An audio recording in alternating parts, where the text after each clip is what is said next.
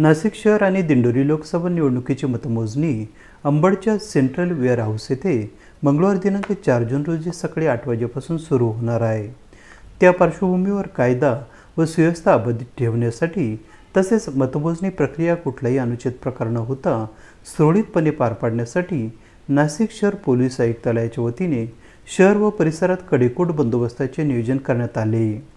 त्यासाठी स्वतः पोलीस आयुक्त संदीप कर्णिक यांच्यासह 2 पोलीस उपायुक्त, 4 सहाय्यक पोलीस आयुक्त, 16 पोलीस निरीक्षक, 39 सहाय्यक निरीक्षक, उपनिरीक्षक, 309 पोलीस अंमलदार, 3 स्ट्रायकिंग फोर्स, दंगल नियंत्रक पथक, जलद प्रतिसाद पथक, बॉम्ब शोधक नाशक पथक, डॉग स्क्वॉड, गुन्हे शाखा, गोपनीय व साध्या विषयातील पोलीस असा सशस्त्र पोलिसांचा फौजफाटा तैनात असणार आहे।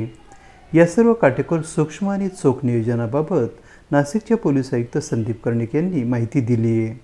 तसेच जनतेलाही काही सूचना केलेल्या आहेत। नाशिक शहरामध्ये 2 कॉन्स्टिट्युएन्सीज म्हणजे नाशिक आणि दिंडोरी यांचं काउंटिंग होणार आहे। या दोन्हीचे स्ट्रॉंग रूम्स नाशिक शहर हद्दीमध्ये आहेत। त्या दृष्टीने आम्ही योग्य पोलीस बंदोबस्त त्या ठिकाणी लावलेला आहे।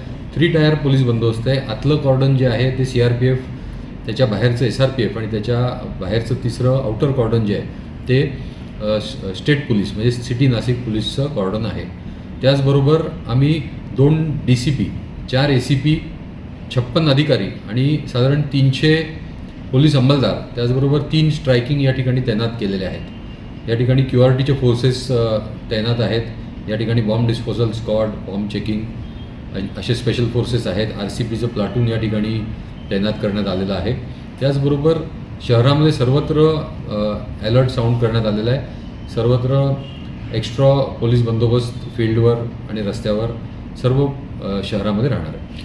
आमचे जे सोशल मीडियाचं सेल जे आहे ते, त्याचबरोबर आमचे जे WhatsAppचे ग्रुप्स आहेत, तर त्या सर्व यंत्रणेवर आम्ही अलर्ट केलेलं आहे आणि सोशल मीडियावर काय पोस्ट होतं आहे यावर लक्ष ठेवण्यात येणार आहे आणि आक्षेपार्ह कुठलीही पोस्ट मिळाली तर त्याच्यावर तात्काळ कायदेशीर कारवाई करण्यात येईल।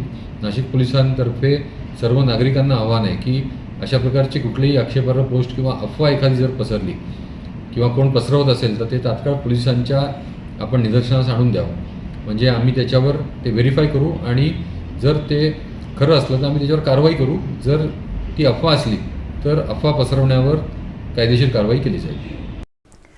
AB न्यूजसाठी प्रमोद रहाणे, नाशिक।